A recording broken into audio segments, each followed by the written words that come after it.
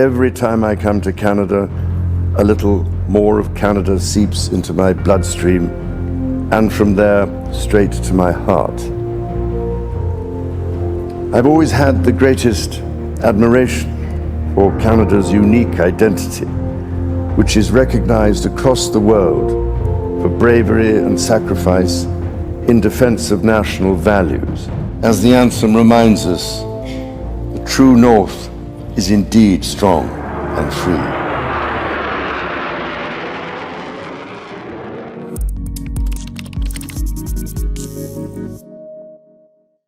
All right, Harrison Faulkner here in downtown Ottawa for the visit of Their Majesties King Charles and Queen Camilla of Canada. In the building behind me, the Senate, the King will deliver the speech from the throne.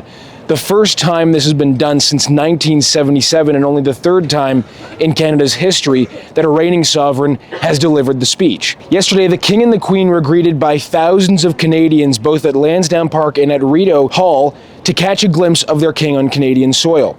Today, at the throne speech, the message from the King is going to be clear.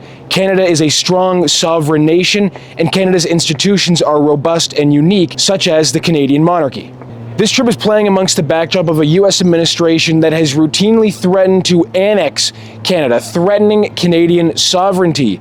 That is not lost on the people in Ottawa that have gathered to see their king. I appreciated the royal family. I particularly appreciate anything they can do to show the world that Canada is an independent, sovereign country and that we are not under the thumb of the U.S. or any other country. And I think the King symbolizes that in many ways.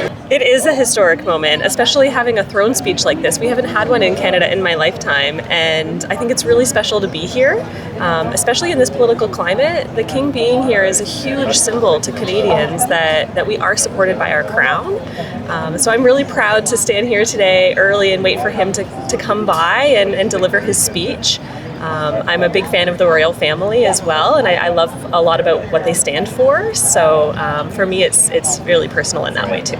Were you surprised about the size of the crowds that greeted the King and the Queen yesterday? I was very surprised about the size of the crowds yesterday because I showed up about just over 4 hours early, and the crowds were not very big 4 hours early, which is surprising to me. And so then by the time we left and I turned around for the first time and I saw the huge crowds, I was really surprised at how many people came out. And it was a really lively crowd.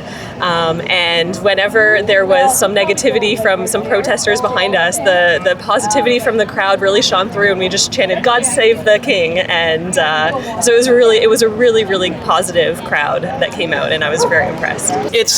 He's our king, right? The crown has been united with Canada since 1867, right? And we've been one and indivisible. So I think at least just coming out and showing support has always been probably one of the best ways you can keep that link together, right? I mean, we're in the capital, might as well, I mean, I've got no excuse not to. Right. So were you surprised at the crowd size and the excitement in the crowd for the King's arrival? Yeah, I wasn't surprised, but I was very much happy, and I'm very glad about it.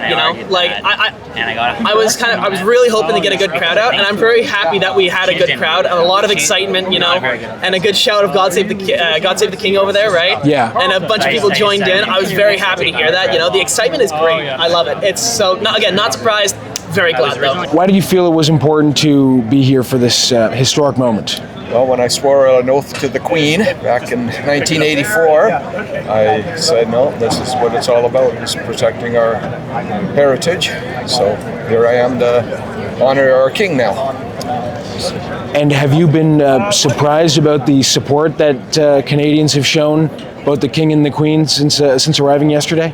Not really. I think the monarchy is an important part of our history, and even if you want to not really support it now, you still appreciate your history. I think that's the important bit. Appreciate your history no matter what. I see the ceremonial guard shirt that you're wearing. Can you take us through your experience with that and why, what makes it important? Yes, I joined Ceremonial Guard in 1984. That was the beginning of my military career. Did the changing of the guard from 84 to 88. and then I've been in the military ever since. But I came back in 2000 and what year is this? 2025. Yeah. So I came back in 23 to help start it up again after COVID, and have been back 23, 24, and now 25. Last time I was here, it was in 1956 to see Queen Elizabeth, and I was at a tea party with the Governor General at the time. And I wanted to come back today because I haven't seen King Charles before with Queen Camilla. And I also wanted to mark the fact that it was a tree planting and a commitment to environmentalism. And I hope this king and his campaign will, in fact, carry on for environmentalism in the next several decades. Well, I think it's very important to just, recognize the past relationship and the current relationship we have with the UK, and we're in a bit of a tough time right now, so it kind of solidifies our identity. It's really the main reason. Have you seen the King before when he was the Prince of Wales? Have you been to similar events like this? I've seen the trooping of the colours in 2009 in London, so we saw the whole royal family on the balcony and whatnot. So that was pretty exciting. So. Were you surprised to see the size of the crowd here and the atmosphere that was here for awaiting the King? Not really. Not really. I mean, there's a lot of people that are very like-minded, and we're proud of our country and take really appreciate these moments. Yesterday, I had the chance to speak with Vernon Watchmaker, the Grand Chief of the Treaty 6 First Nations in Alberta. I asked him about what the Crown means for his First Nation community, the sacred connection between the Crown and First Nations across the country, and what it is that he was hoping to see from the King in this short 2-day visit. Chief Watchmaker, can you tell us the importance of being here and the importance of the Crown for you and your community? Well, I guess the importance of the Crown is essential for us because of the long-term relationship we've had. It's been close to 150 years since our ancestors, and of course the Crown signed the treaty.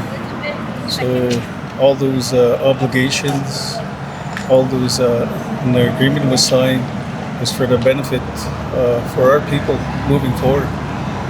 But over the years, we felt that the agreements, the treaty, have been unfulfilled.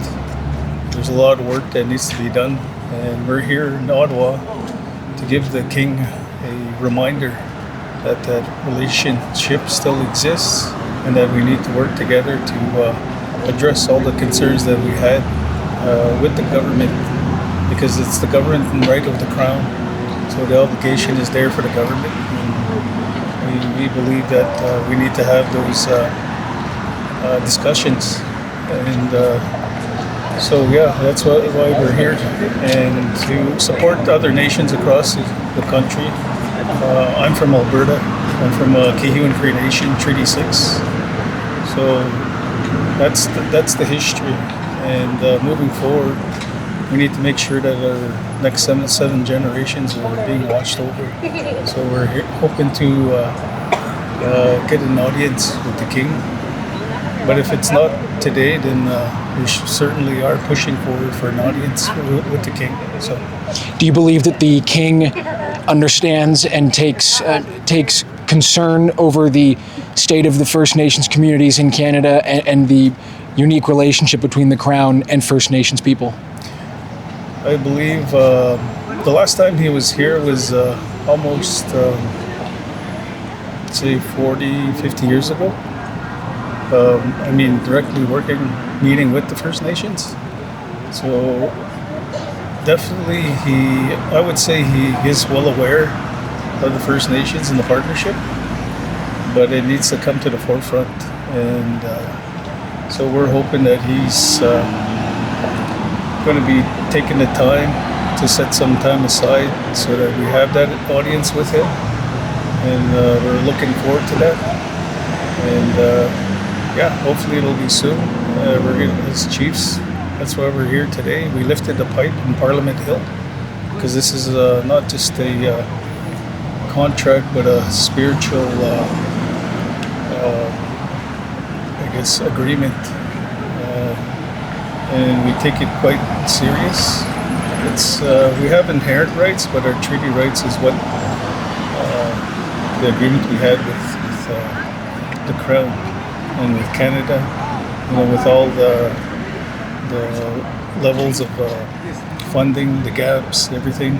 It's a lot of issues, but I think we need to be able to have that, not reset, but that relationship reaffirmed. That wraps up the King's whirlwind, one-day, approximately 24-hour tour of Canada. It was a trip filled with opportunities to interact with Canadians. He engaged in some local community events on yesterday, on Monday when he landed. And then at Rideau Hall, he shook hands of Canadians, planted a ceremonial tree, held an audience with the Governor General and the Prime Minister. And of course, today, he read the speech from the throne. A historic moment in Canada, just the third time a reigning monarch has done so. The objective of the trip, of course, was to show that Canada is a strong, sovereign nation with unique and robust institutions like the monarchy. The King definitely succeeded at that. The crowd size, the support that you heard from people that I spoke to was incredible to see. That's the kind of thing that doesn't come through in public polling. It doesn't come through in the media. But it was quite evident today here in Ottawa. Signing off from Ottawa, Harrison Falk.